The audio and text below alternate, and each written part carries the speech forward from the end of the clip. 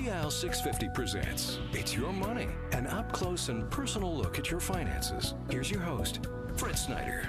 Up in the morning and out to school. Okay, we're back, and we are up close and we are personal. We're talking about your money and how to keep it. How to keep it is the most important part of that expression. Most people do a very good job of earning money. They earn millions of dollars over their working careers, but at the end of the day, they don't have anything left. It's how to keep your money that really counts. It's not about how much you make that counts, it's what you keep.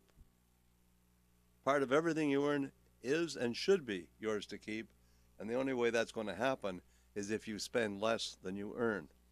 So you must learn to earn more, and you must learn to spend less. And that's what we teach you on this show. That's just part of what we teach you on this show.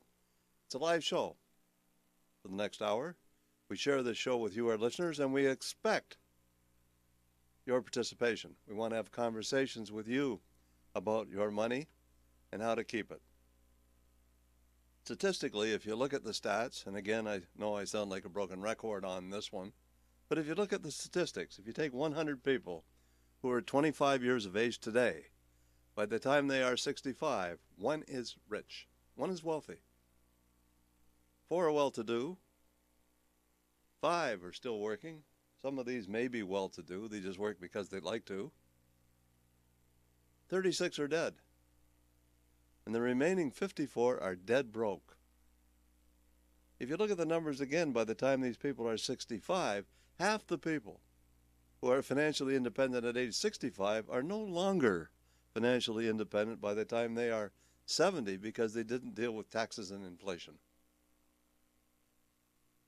That's a pretty sad landscape when you think about it.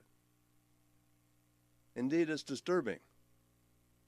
So what are you going to do to make sure that that doesn't happen to you? Because statistically, it will. The odds aren't in your favor. One of the things that you need is a written financial plan. Hardly anybody ever has one. If you don't have one, you need one. I promise you that. You need one. You should get one. We offer a complimentary financial plan to people who call the show. No cost, no obligation. It's not free because you got to spend time to get it, but we don't charge you for it. And this is a chance for you to look in the mirror financially. It's a chance for you to do a CAT scan or an MRI on your overall financial portfolio and say, is this portfolio the portfolio that's going to make me financially independent? Is it going to work? Am I going to be able to retire when I want to? Am I going to have enough income when I retire to pay my lifestyle expenditures? If I live too long, am I going to live longer than my money? Is my money going to die before I do? The chances are, with medical science these days, that you're going to live to be 100, maybe 110, maybe 120. They can actually print body parts right now using 3D printers. So who knows? Now, wouldn't it be sad if you lived to be 140, but your money died when you were 80? You were broke for 60 years, dependent on family and state. So, ladies and gentlemen and listeners, it's about health and it's about wealth. And you have to look after your health and you have to look after your wealth. I hope you're doing both, because it involves paying yourself first. So when we talk about your wealth, you don't spend everything you earn. And when we talk about your health, you got to get up every morning and maybe do a little exercise, jog around the block, maybe play a little bit of golf, do a little walking, ride your bicycle. Whatever it may be, you need to exercise to stay healthy, and you need to eat properly. That's called paying yourself first. It's denying yourself comfort, because exercise isn't necessarily comfortable. I want you to think about this, and I'm giving you food for thought. And I want you to share those thoughts with myself by making a simple phone call.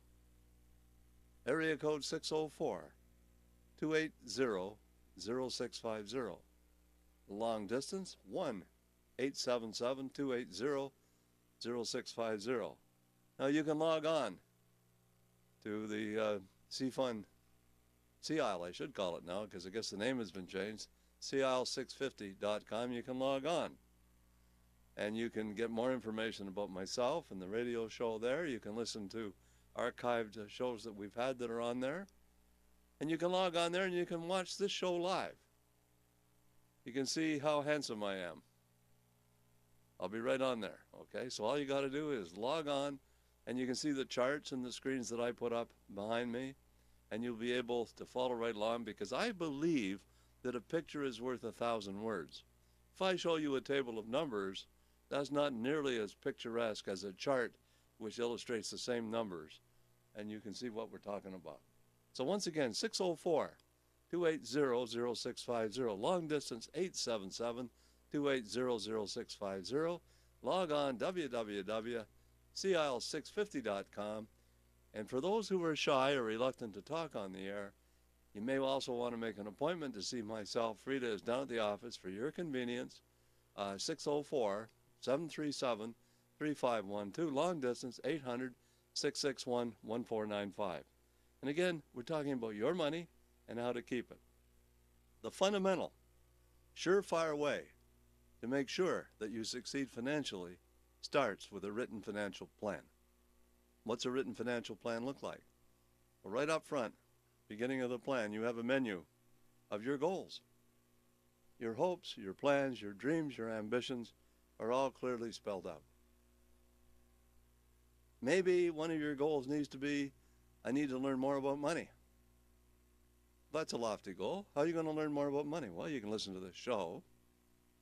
You can listen to the show and call in and get one of the free books that we provide you with. We have a library of books. You can pick any one of those books, and we will provide you with that book if you give us a call. I would highly recommend Think and Grow Rich, The Wealthy Barber. This is just a couple. You're looking at your estate. You Can't Take It With You by Sandra Foster. These are all fabulous books that everybody needs, and you should have a financial library. Get yourself a Kobo. Download these books through the air. I have all these books on my iPhone. I'm on an airplane. I don't waste a lot of time. I want to read a book. I take my iPhone out, I click, click, click, and I got the book and I read it. I like a particular paragraph in the book, I email it back to myself. Email it back to myself and feature it in an article or a newsletter that I write. Someone once said, you know, that the iPad, the iPhone, these smartphones that they have today is the most incredible thing that ever happened, and I agree. You have the library, a multitude of books and information in your pocket or your purse. You can communicate. You can take a video, and you can email this video to all your friends anywhere in the world. There isn't anything that you need to know that you can't find out by Googling it. And yet some people say, well, we're tech crazy. Hey, that's not true at all. This frees us up. It allows us to use our intelligence to manipulate information rather than to store information, because the information can be stored in the cloud. These are just the issues that we talk about, because financial planning is really all about education. So I want to quickly introduce you to my, well, first off, let's just log on to the radio station webpage, and I don't know if you can see that if you're logged on right now, but there's the radio station webpage. There's myself. And again, you can click here and you can watch TV. You got all the shows that are on the radio right there, right at your fingertips. I could spend the next 3 hours browsing around in here, and I'm not going to, so you can relax. So again, that's one way. This is my webpage, and I represent Scotia McLeod. Okay, and this is the Fred Snyder Group, which is under Scotia McLeod. And again, all kinds of information there. We have the daily market summary, the weekly market summary, the quarterly market outlook, the market update for June the 22nd, 2011, the dividend sweet spot, the resurgence in dividend growth, how important that is, upcoming seminars, recent radio shows, it's all there. So again, you can log on to that. You can contact us. We have client resources, our services, everything is here. And again, that is a tremendous resource that I make available to you, our listeners. You can log on there and you can keep yourself up to date and keep yourself well educated when it comes to all the issues that we talk about. So again, we often talk about part of a financial plan, which is your legacy. So if you had a financial plan, you got a tab for each section of your financial plan. One of those tabs would be your legacy or your estate. And we talk about executor duties. So again, this is right on the web page. Executor duties is listed here. And how, many times in my career, people have asked me if I would be their executor. And there's no way I want to even go there because that's conflict of interest in my business. But often, I'm sure somebody's asked you to be an executor, and before you accept that challenge, you should understand what's involved. So if somebody asks you, you can go to the web page and there's what an executor does. And if you're not prepared to do all those things, don't take the job on because you can be sued if you do a lousy job. So that's important to understand, and that's available on the web page. So again, the issue of the family cottage. Do you have a place at Whistler? Do you have a place at Birch Bay, as an example? Do you have a place out of the country anywhere? It can be a cottage, it can be a ski chalet, doesn't matter what it is. Been in the family maybe for 50, 100 years. Didn't cost much. Today it's worth a small fortune. You know what happens the moment you die? You're deemed to have sold that property at fair market value, and there's a capital gain. And your estate or your executor will have to pay that capital gain. So let's say you have a piece of property somewhere that's worth $1 million that cost $100,000. You have a $900,000 capital gain in the event of your death. $450,000 of that is fully taxable. That's in excess of a $200,000 tax bill that your executor will have to pay. So here's the question. Where's the money come from? Where will your executor get the money? Will he have to put a mortgage on the cottage? Your kid's going to be able to inherit that cottage free and clear? Ladies and gentlemen, this is all part of proper estate planning. So you got to worry about the family cottage. That is all laid out in this particular article, which is on my webpage. You got life insurance and tax. I'm not going to open that one up. I can go there, but I can easily tell you what we're talking about. That person in that situation that I just talked about might very well have a $300,000 RRSP. The tax on that's $150,000. The tax on the cottage is a couple $100,000. So let's say the tax bill is $350,000. You could buy a life insurance policy, making the estate the beneficiary of the life insurance policy. The proceeds are tax-free. Or you could make your children the beneficiary of the life insurance policy. The proceeds are still tax-free. But that $350,000 can be used to pay the taxes caused by the deemed disposition. These are estate planning issues, and I don't really want to get too complicated because I'm trying to overview the situation. There isn't enough time to go into great detail on each part of the situation that we're talking about. So again, I want you to ask yourself this question. How many days are there between now and the day that I want to retire? And what are you going to do with that time? Are you going to squander it or not? I clipped this out of the paper the other day. I thought it was kind of funny. There's a picture of a newborn child. I don't know if it's a male or female, it doesn't really matter. But there's only 22,463 days left until retirement. That's if you just started out. But you didn't just start out. You're 10, 20, 30, 40 years down the road. How many days do you have left until retirement? And what are you going to do with that remaining time to make sure that your retirement is what you want it to be rather than what it is? Are you going to become more proactive with how you deal with your money, or are you just going to be reactive? Someone once said, my definition of exercise is I fill the tub with nice warm water, I fill it up with bubble bath, I get in, I soak, I pull the plug and fight the current. Is that what you're doing with your money? Okay? I want you to think about this. Seriously. Seriously say, what am I doing to deal with the biggest challenge in my life? And that is the biggest challenge. It's not, again, about making money. It's about keeping money. And what are you doing to make sure you keep money? Now, I don't care if you're young or old or rich or poor. What I'm saying applies to you. When are you going to start taking responsibility for your number one responsibility, which is the legacy, the money that you create during your lifetime that you don't spend, the money you keep, the money you leave to your children and your grandchildren and all the rest of it? What are you doing about that? You don't have a financial plan? Why? I just offered a financial plan free of charge. I don't see calls coming in right, left, and center. I'm offended. I frankly am.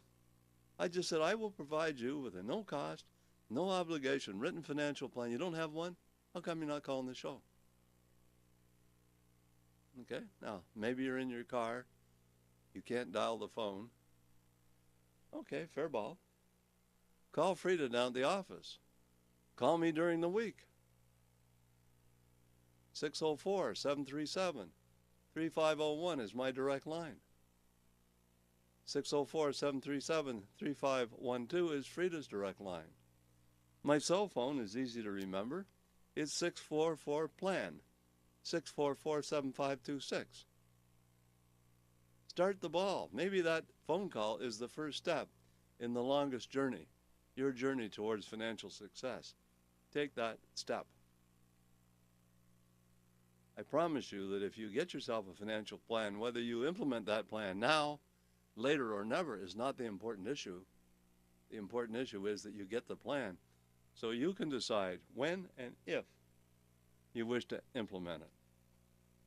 So once again, we're talking about your money. We're talking about your money and how to keep it. Frida down at the office, area code 604-737-3512. Long distance, 800-661-1495. And again, radio station live is 604-280-0650. Should you be calling long distance, it's 877-280-0650. And don't forget the one in front of that, 1-877-280-0650. Remind you once again, we're talking about your money, more importantly about your money, how to keep it. And if you just tuned in, I'm certified financial planner Fred Snyder, also a registered financial planner representing Scotia McLeod. And I have many, many years of experience in this business. And if you're looking for a financial advisor, I would highly suggest you take a look at me and maybe look at a few others too. Get a second opinion. So once again, we're talking about your money, your money and how to keep it. I want to do a case study, which I prepared. So here's a case study. And it's a good example of an MRI on a investment fund portfolio. This is the lady that was in my office a couple weeks ago. Her combined portfolio, if I take a picture of what she has right now, she's got Manulife unregistered segregated mutual funds, $15,318 in those. She's got a Manulife RIF, also in seg funds, $88,635. She's got two GICs, both with, she's got $94,273 in three GICs with Envision, and she's got a TFSA with Envision with $32,867 in it. The total amount is $237,085. I put a red box around those. If you're able to see this on your computer, if you're watching, I put a red box around the two Envision accounts, and I scored those low risk, low return, because the return is 4% over the last 5 years. And 4% isn't bad, because GIC today you get about 2, but it's still not enough. And that happens to represent about half of her whole portfolio, and that's pulling the overall return on the whole portfolio down. So I want to look at what she actually holds in the portfolio, and this is what she has in the portfolio. She's got various investment funds. Just bear with me here for a second. There we are. She's got Manulife, represents, that first fund represents 18.41% of her portfolio. She's got Manulife Select Original Monthly High Income, 19.94% of her portfolio. She's got Manulife Monthly High Income, 6.63% of her portfolio. And I said half earlier, it's more than half. It's 55% of her portfolio is in GICs, which over the last 5 years have actually averaged 1.44%. When you calculate what we call the weighted return on that overall portfolio, the weighted return over the last 5 years is 4.27. But the 4.27 is coming from the Manulife funds, which are quite a bit higher than the fixed income funds. The Manulife funds are paying 5.8, 9.08, and 8.79 over the last 5 years. And what's pulling the overall return of the whole portfolio down is the money that she has in the GICs, which is 1.46%. So her weighted average is 4.27. Let me tell you, after you pay the tax and you calculate inflation on the 4.27, you know what your return is? It's negative. Now, how can you become financially independent on a negative rate of return? It just can't work.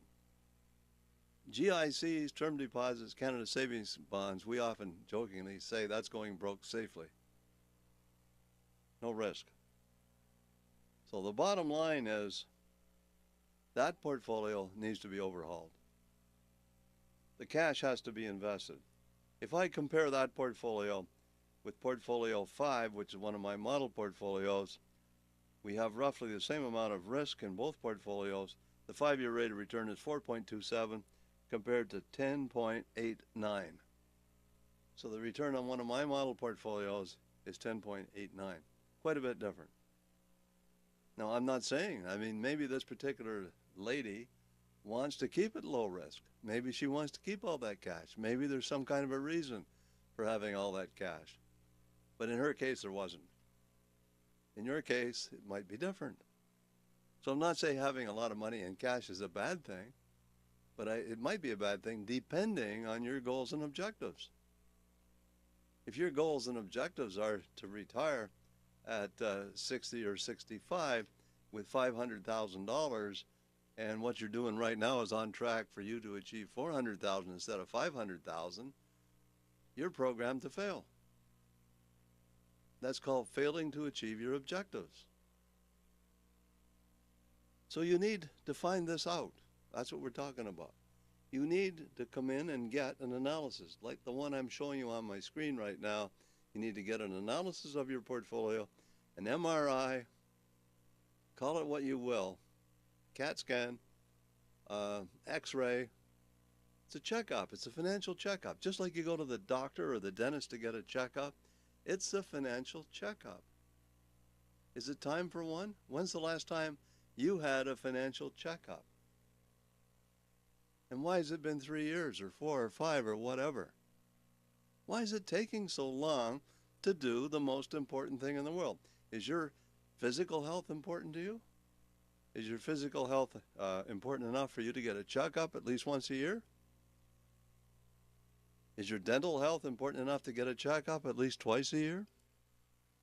Shouldn't it be the same with your money, because health and wealth go hand in hand?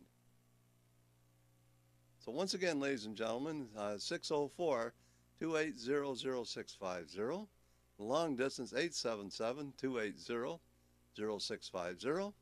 Log on, www.CIL650.com. Free to down at the office for those who are shy, reluctant to talk on the air. Area code 604-737-3512. Long distance, 800-661-1495. Remind you again, we're talking about your money, more importantly about your money and how to keep it. So again, What is a financial plan? Well, I want you to visualize this, if you will. You have a big binder in front of you, sitting on the table or your desk or whatever, 3-ring binder. And in the binder you have 10 tabs. And the first tab says education. And the second tab says goals. And the next tab says cash management. And the next tab says debt management. And the next tab says retirement planning. Now I'm going to stop there for a minute. Each one of those tabs is a mini plan within a plan. What's your plan for your education? What's your plan to set your goals? I mean, there's no point in me suggesting that I want to be as rich as Bill Gates. Probably never going to get there. That's an unrealistic goal. But if I want to accumulate $5 million, maybe that's possible. So you have to take your hopes, your plans, your dreams, and your ambitions and convert those into meaningful, achievable, realistic goals. And maybe you need a financial advisor like myself to help you do that. It's as simple as that, but it's not as simple as it sounds. I want to be rich. That's a good goal. But what does rich mean? What does rich mean to you? If I ask 100 people, what is rich? What does it mean? Maybe I should ask our listeners that. What do you think rich means? What's rich? Is rich being a millionaire? A lot of people think that way. But $1 million today isn't all that much money. Most of the houses in Vancouver are worth close to that. Many much more. But the bottom line is, what is rich? This is how I define rich. You got a pencil, paper, write this down. Rich means I have enough money that when I invest that money, the earnings from that money will pay my lifestyle expenses. If my lifestyle expenses are $4,000 a month, I have enough money that the earnings on that money, the $4,000, pays my expenses. That's the start of rich, because I don't have to work if I don't want to. So, what does your money earn? How much do you need to earn? And how will you figure that out? That's part of what financial planning is all about. So I want to be rich, that's a goal. What's a realistic goal? You got to calculate that. I would have to sit down with each and every one of you people and say, this is the beginning of rich. For one person, it might be you have $500,000 accumulated. Another, it might be you got $1 million accumulated. For somebody else, it might be $10 million accumulated. It depends. It's not the same for everybody. So what is your financial plan? What is your blueprint that is going to take you from where you are right now to where you want to go, financially speaking? What's the blueprint? The blueprint starts with education, and it really starts with a financial plan, because the financial plan puts it all together.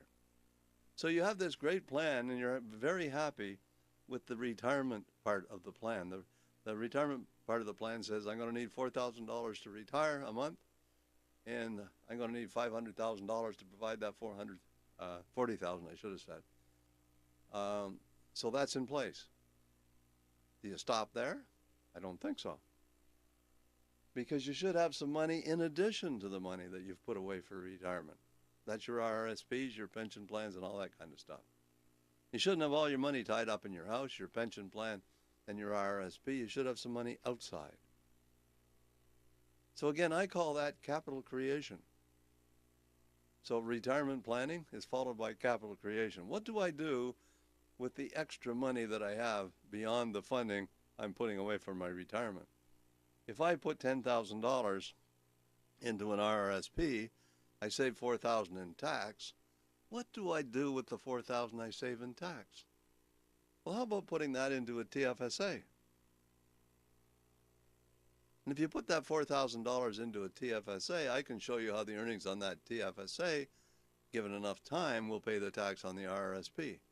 That can be a good plan. And if you got money to save and invest beyond that, what do you do with that money? This is all about capital creation. So if you follow the steps, you're going to become financially independent sooner. You're going to stay financially independent longer. That's what it's all about. You're going to create this legacy that you're going to want to transfer to your children, your beneficiaries, your grandchildren.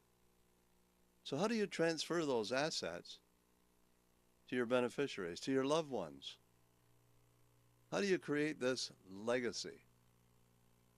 I had a fellow in my office last week I talked to. He says, I don't have any children, grandchildren, or anything else. I want to create a legacy. I want to leave my money to the Sauter School of Business at UBC. Well, that's a legacy. That's an endowment. These are issues that you need to explore. How do you make sure that you do that? You know, most people pay too much for the wrong kind of life insurance. They pay too much for the wrong kind of life insurance. Now, how do you know whether you're doing that or not? When is the last time that you had an MRI, an analysis of your life insurance situation? Very few people understand, and maybe until it's too late. I have people in my office that are in their 70s and their health is impaired and they can't even buy life insurance. They'd buy all the life insurance I could sell them if I could get it for them. Because all of a sudden, too late, they realize this is a very, very important ingredient in an overall plan. So if you're out there right now and you're listening to the show, ask yourself the question, do I have a proper life insurance program to build my estate on? Is my insurance what it should be? Am I paying too much for the wrong kind of life insurance? And how can I find out whether that's true or not? Again, you need to talk to somebody like Fred Snyder to solve that problem. Okay? And I'm not saying I'm the only one that can do that job. I'm not suggesting that for a minute. But one of the reasons I do this show, I'm looking for clients that need help financially speaking. I'm looking for clients that need financial education.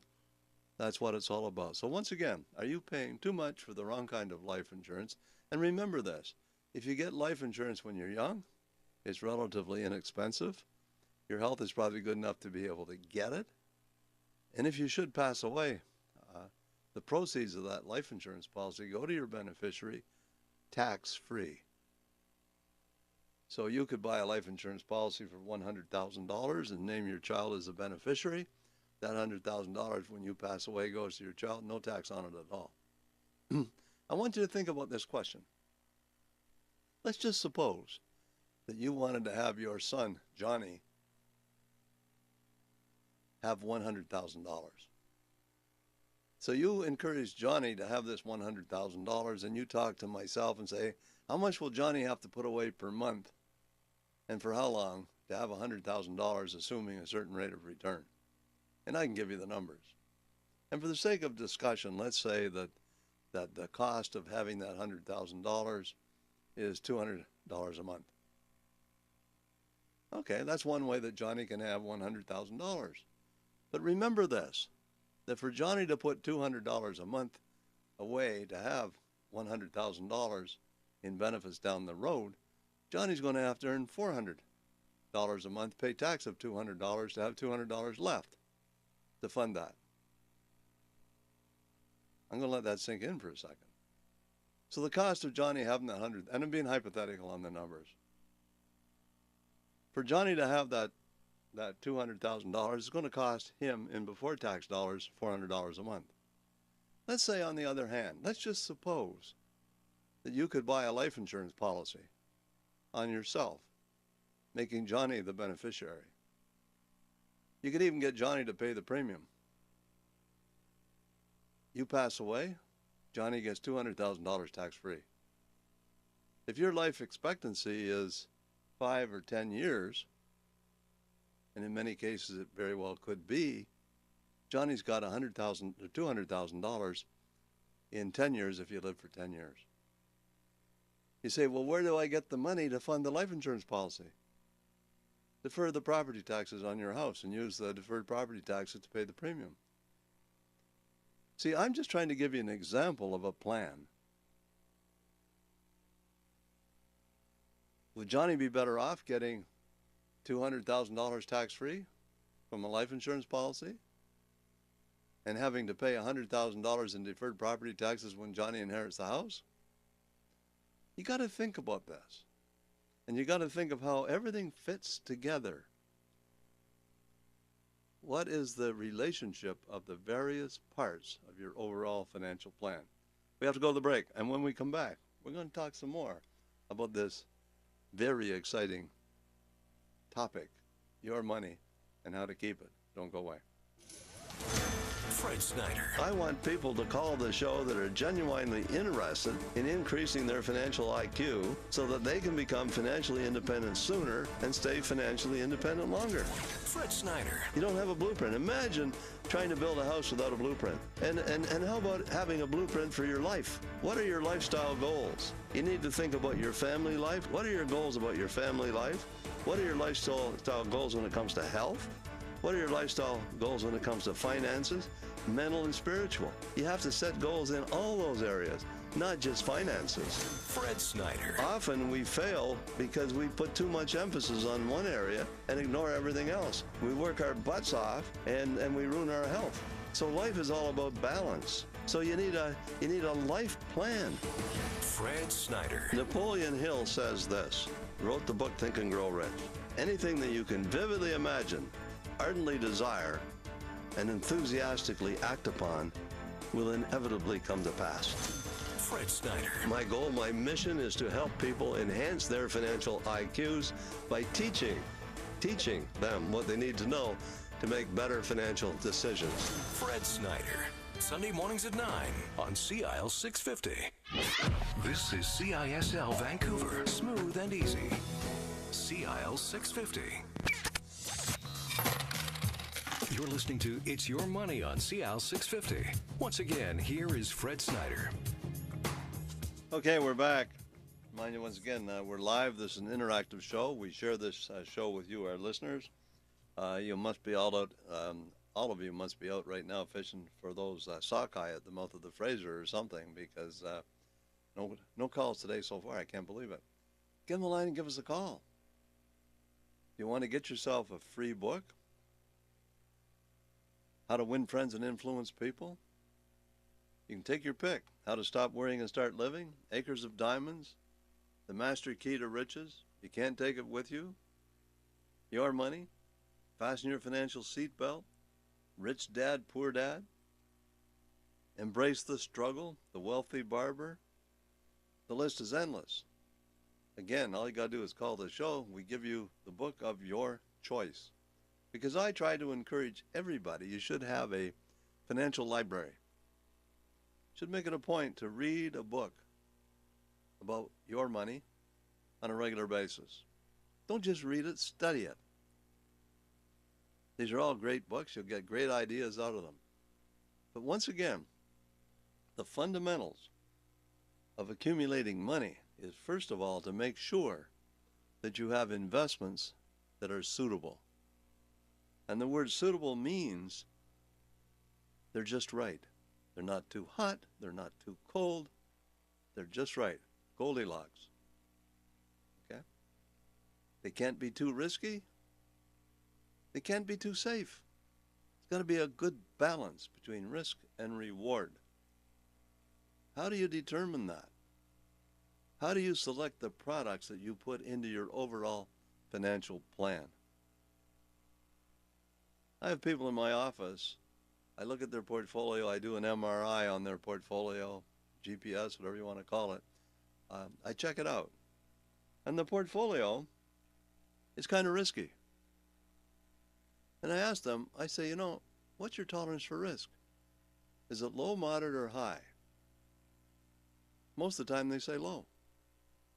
Then I say, well, what are you doing if your tolerance for risk is low? What are you doing with a high-risk portfolio? It's not suitable.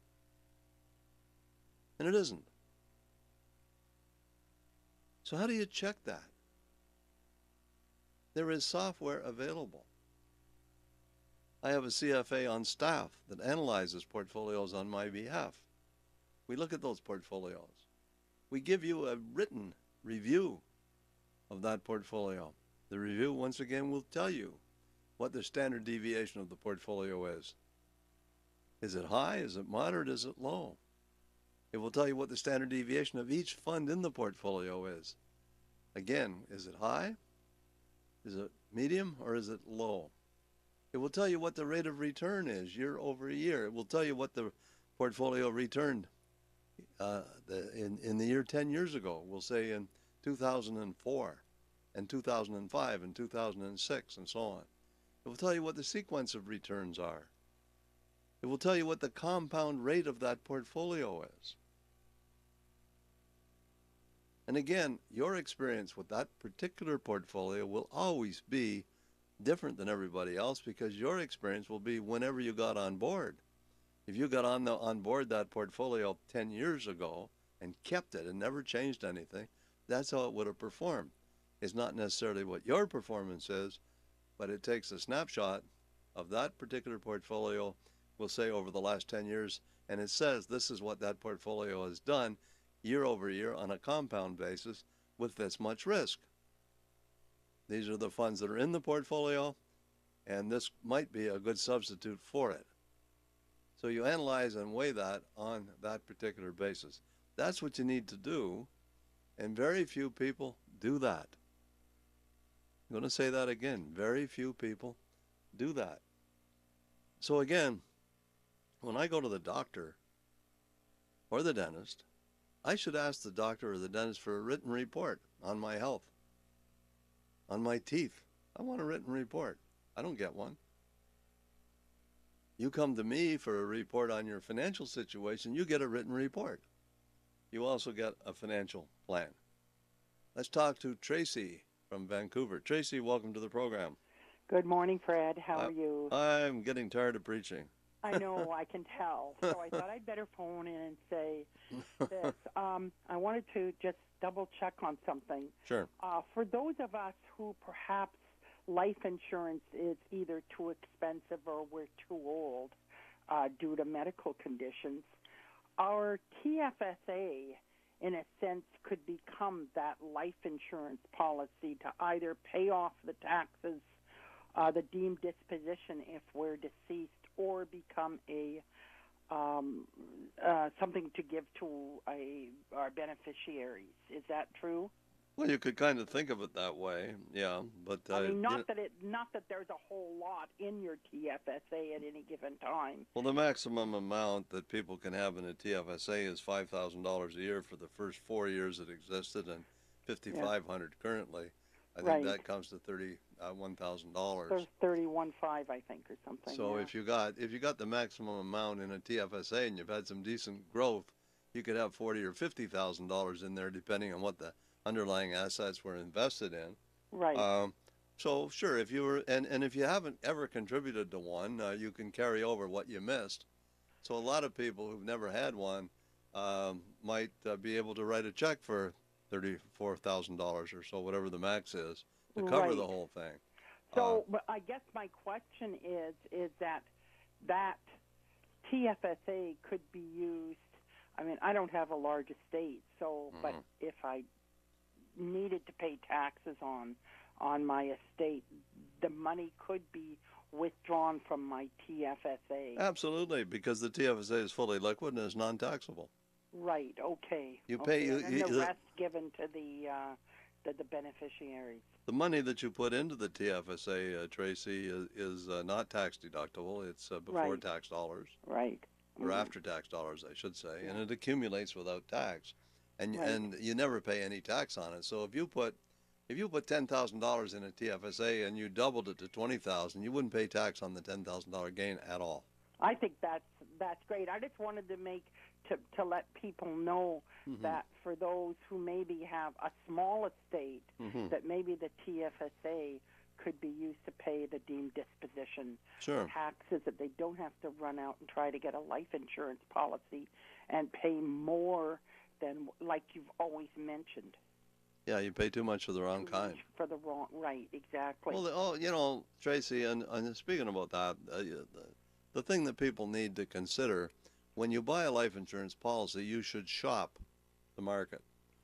So if you're talking to an insurance agent, you should ask the agent if the agent is independent and if he shops the market for rates. Right. Because you'll get a lower rate or a higher rate from one insurance company to another for the very same product.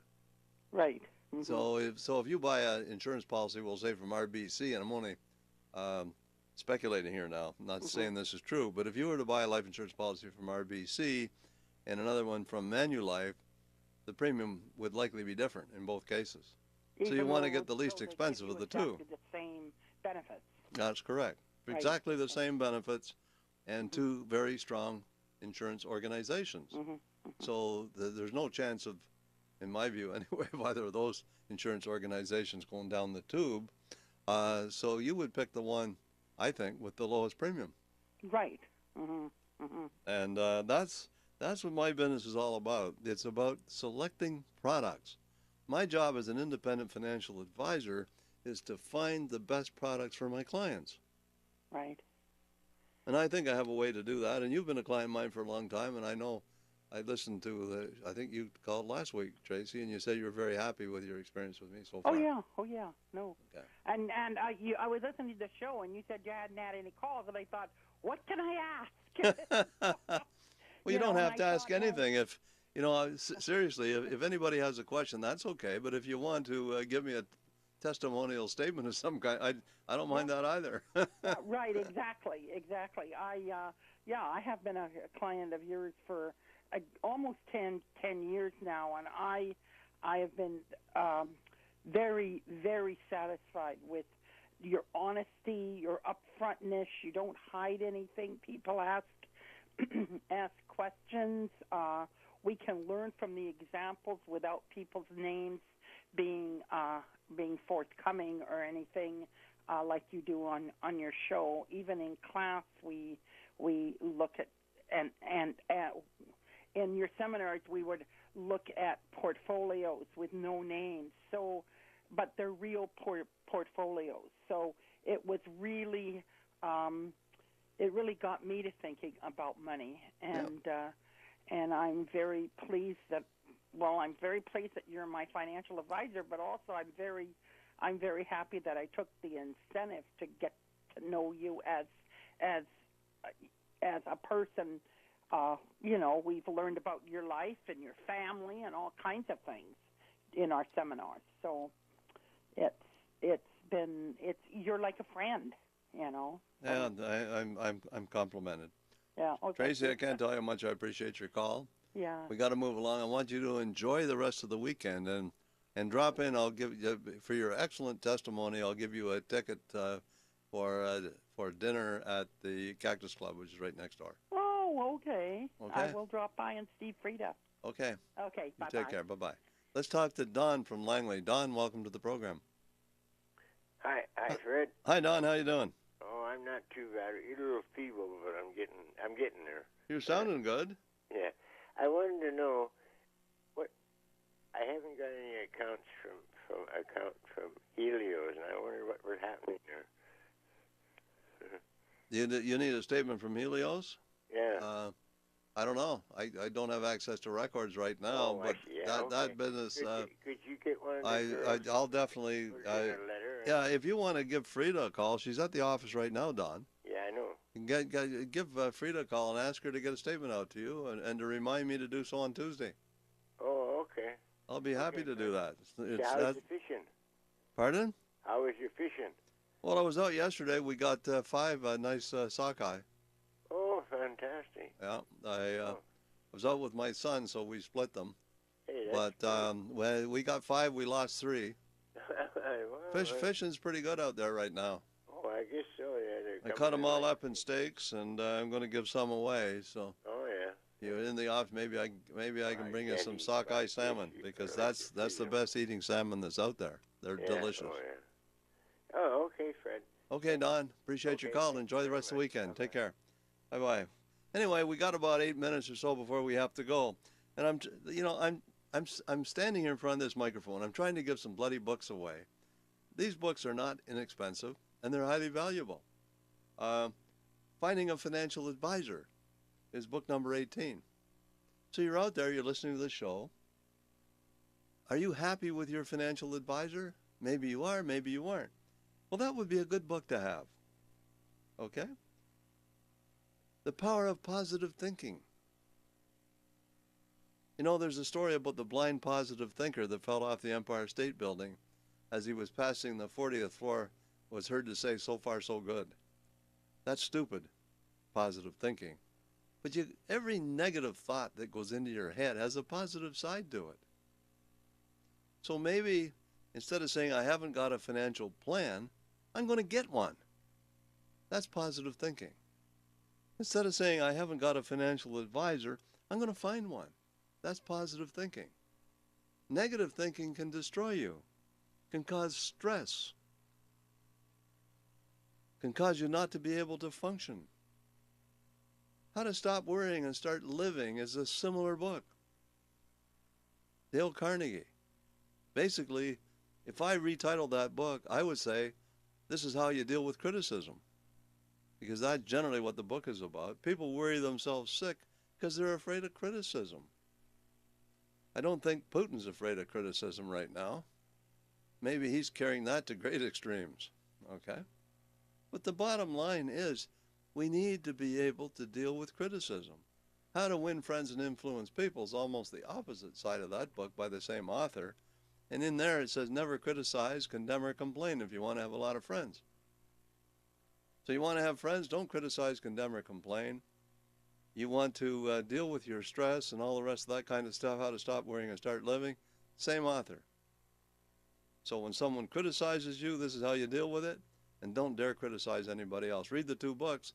Give us a call. They're free. They don't cost a dime.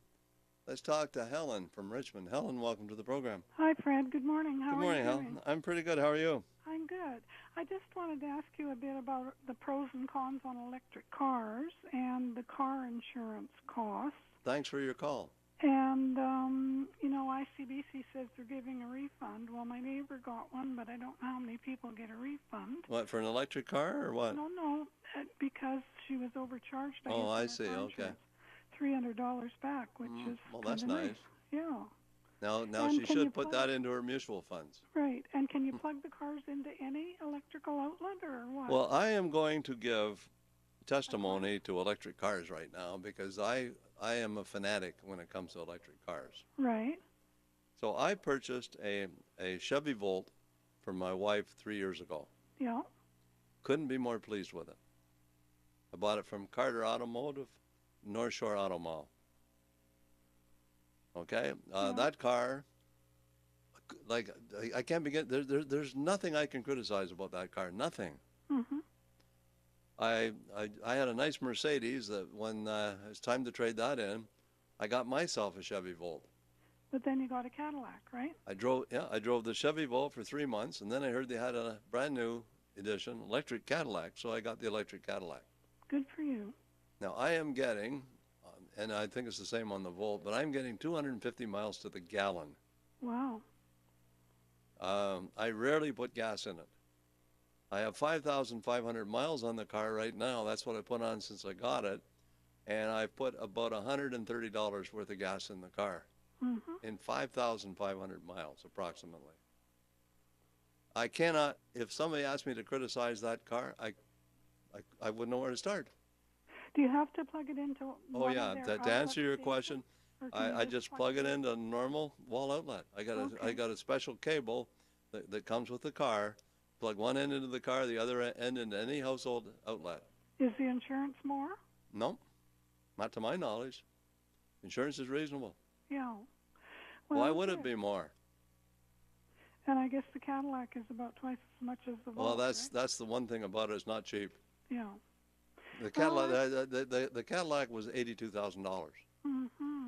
But hey, you can get a Chevy right now, which is virtually the same. It's almost exactly the same. It's not as jazzy as the Cadillac. You can get the Volt for about $35,000. Yeah. Well, something to think about. Well, you know something. You know, my wife said the other day, this is a car with a conscience. Oh.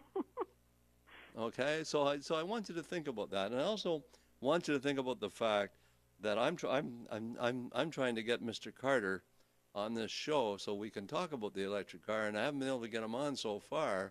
So thank you for calling, because this is something I want to talk about. Yeah, well, that's a good idea. Because this improves my cash flow from the point of view of the cost of operating a vehicle.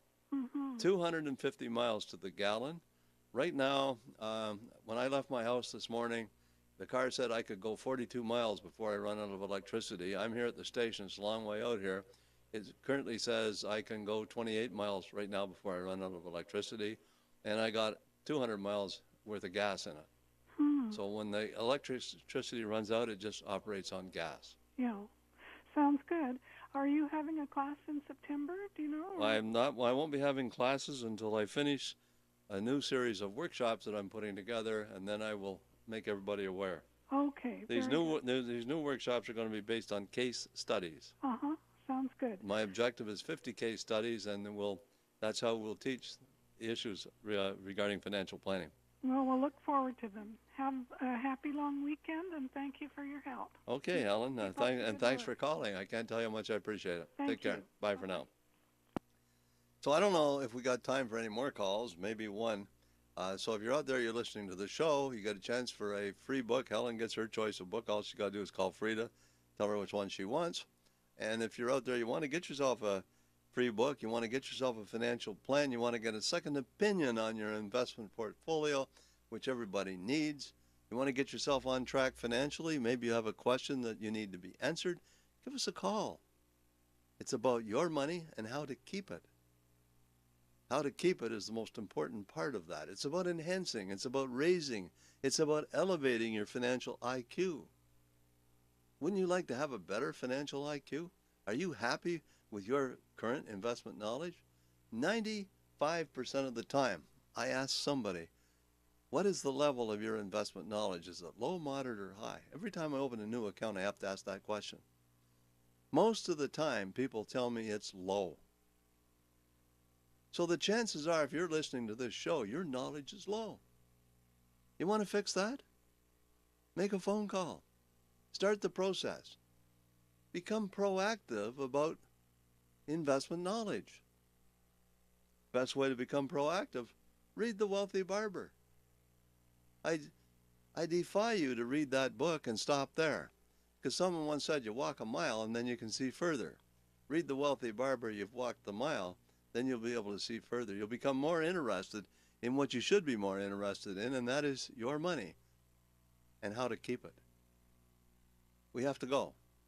Same time, same station, next week. Bye for now.